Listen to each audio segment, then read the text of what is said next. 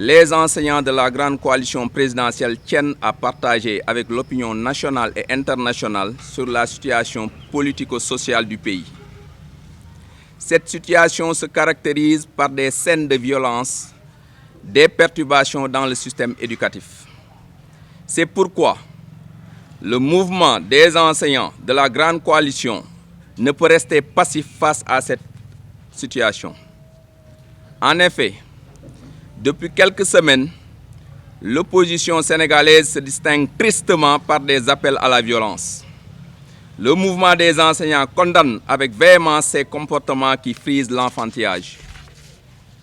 La violence ne saurait être une option politique dans une démocratie comme celle du Sénégal, qui a connu des alternances, symbole de notre ancrage démocratique.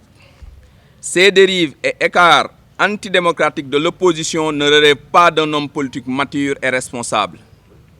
Le Sénégal a toujours eu une opposition responsable et républicaine. Hélas, ce n'est pas le cas aujourd'hui au péril de nations. Tout le monde a le droit de vouloir conquérir le pouvoir, mais il ne faudrait pas que cette conquête se fasse à tout prix. Notre stabilisation politique obtenue au prix de maints sacrifices depuis des générations n'est pas le fruit du hasard. Un acquis qui est tout aussi fragile au regard de la géopolitique régionale et sous-régionale. Donc il serait illusoire de penser que le Sénégal est à l'abri de toutes ces péripéties qui ont précipité certains voisins immédiats dans un chaos indescriptible, duquel ils peinent à sortir malgré tous leurs efforts. Il ne faut pas tenter le diable, il ne faut pas non plus pactiser avec lui. Aujourd'hui, nous enseignants, rompons avec la lucidité qui nous caractérisait. Elle est manifeste même dans les rangs de ceux qui ont la charge du futur de notre nation, les enseignants que nous sommes.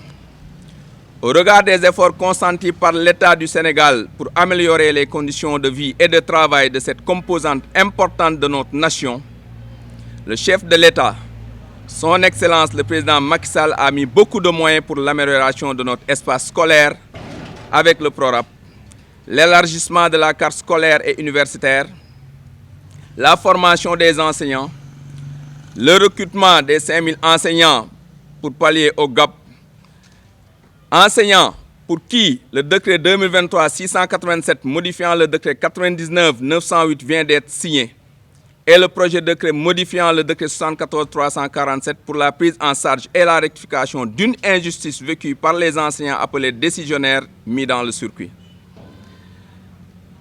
Des augmentations de salaire jamais égalées au Sénégal, sans oublier la dématérialisation et la décentralisation avec la gestion de leur carrière à travers le programme d'appui à la modernisation qui a mis en place dans toutes les 14 régions du Sénégal ce qu'on appelle des bureaux relais du service public qui plaignent tous les jours des actes d'avancement qui corrigent pour qu'il y ait une célérité dans la gestion de la carrière de ces agents. Et enfin, juguler les lenteurs administratives.